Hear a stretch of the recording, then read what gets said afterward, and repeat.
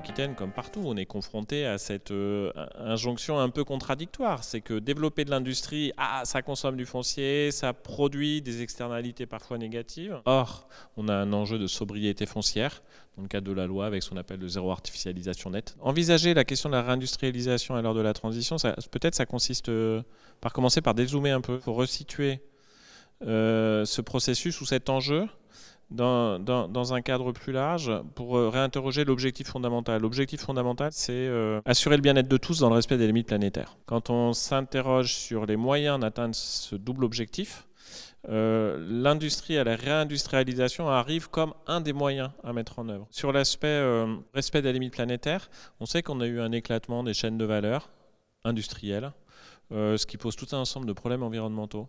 Ça a démultiplié tout ce qui est gaz à effet de serre.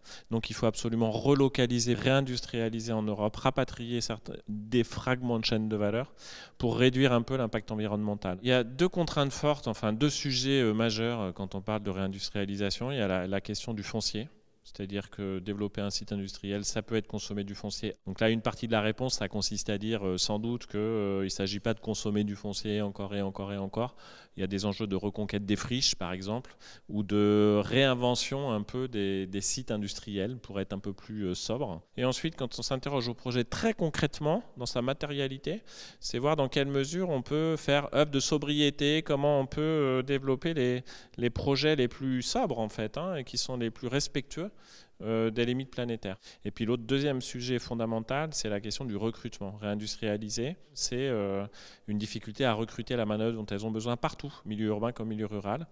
Et là, derrière, quand on creuse sur le pourquoi, c'est un mélange de sujets de formation des personnes, c'est un mélange de sujets de logement, de mobilité, de garde d'enfants, des problématiques de est-ce qu'on a l'offre d'éducation pour les enfants, de santé pour les personnes qui viendraient s'installer, etc. La question, c'est de s'interroger à chaque fois sur à la fois où est-ce qu'on a intérêt à développer de l'industrie.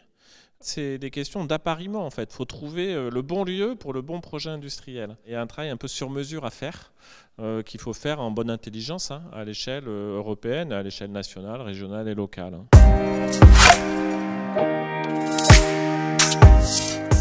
L'objectif fondamental, c'est un objectif clairement identifié par l'exécutif régional. Il faut à la fois faire œuvre de sobriété, donc faire bouger les comportements aussi des acteurs pour réinterroger sur les comportements de consommation. Est-ce qu'on ne peut pas finalement répondre à ces besoins autrement ou de manière un peu plus sobre, plus économe en ressources, etc. Et puis le deuxième levier, c'est tout ce qui relève de la technologie.